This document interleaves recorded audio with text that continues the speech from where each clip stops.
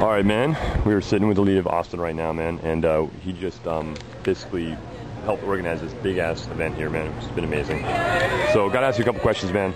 Yep. You got to tell us for the next person, man. How hard was this to do? You know, it was a lot of work, but it was fun. Once I got into it, I was like, this is, you know, you want to do a good job, and the main thing is to get a good team around you, because no one person can do everything. Yeah, we saw you had a big group of people. That was awesome. Yeah. I mean, the whole admin team here jumped into it, and they had a lot of extra other people who aren't officially on that team who really pitched in and helped a lot. So that's the key to getting things done. That's sweet. Like, we didn't even know we had packets at our hotel, like with all the information, and we didn't even know that till later. And then someone said that, and we found there's like these packets at our hotel that had all the information. It was pretty cool. We were hoping the hotel would be proactive about giving them to people, but you know. And we had a bunch of people at our hotel we didn't even know were there too. We were like, "Oh, you're our hotel?" That was pretty funny. But so what kind of advice would you give to the next person trying to do something like this?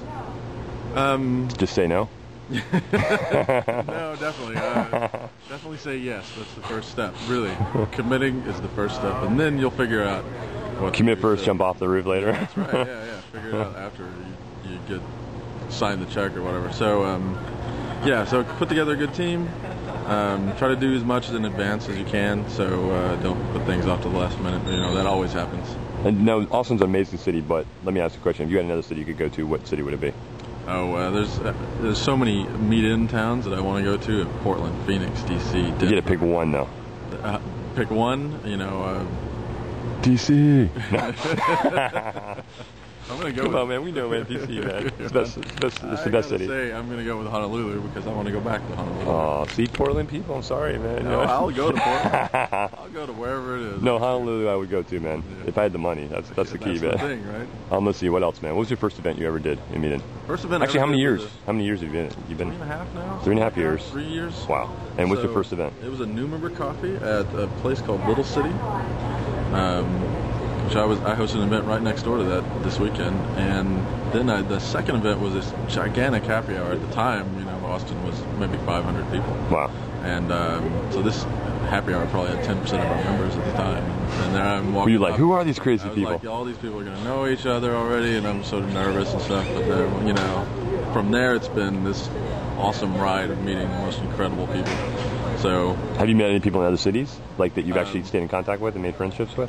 This was the most I'd ever met. I mean, I go to Houston, that hardly counts. Right? Yeah, it's kind of neighbor. That's like the Philly people in D.C., man. We know all you guys. You know, we've had a couple Portland visitors come into town. So that's cool. I remember those folks, but it's kind of cool when you get that friendship, you know, and go to Europe, man, because they have awesome cities over there, and they treat you nice over there, man. Man, I want to. So Paris, Amsterdam, London, hopefully Prague, as they build up. Yeah. How many events have you done? Hosted, yeah, all together throughout your whole time. I think I'm up to 130 something. 130 events, people. And how many people came to your first event? 0, I'm sure. 0? I'm the king of one-person events. I'm like. That means you have the most unique events. Yeah, that's right. You like to do things that are different. Yeah. That's why I look at it. When I get 4 or 5 people, I'm like, that's right on. I did something good.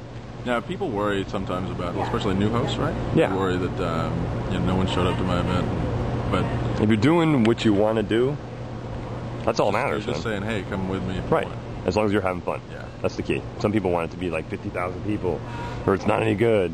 And as you get around and being in a lot, you notice that 50,000 people is like, it's harder to manage. But it's cool. It has its own kind of fun, but it also gets exhausting too. Right, so yeah. I think sometimes, and we do this camping trip every year with 100 people, and it's like, sometimes it gets a little exhausting. I don't know how they pull it off, man.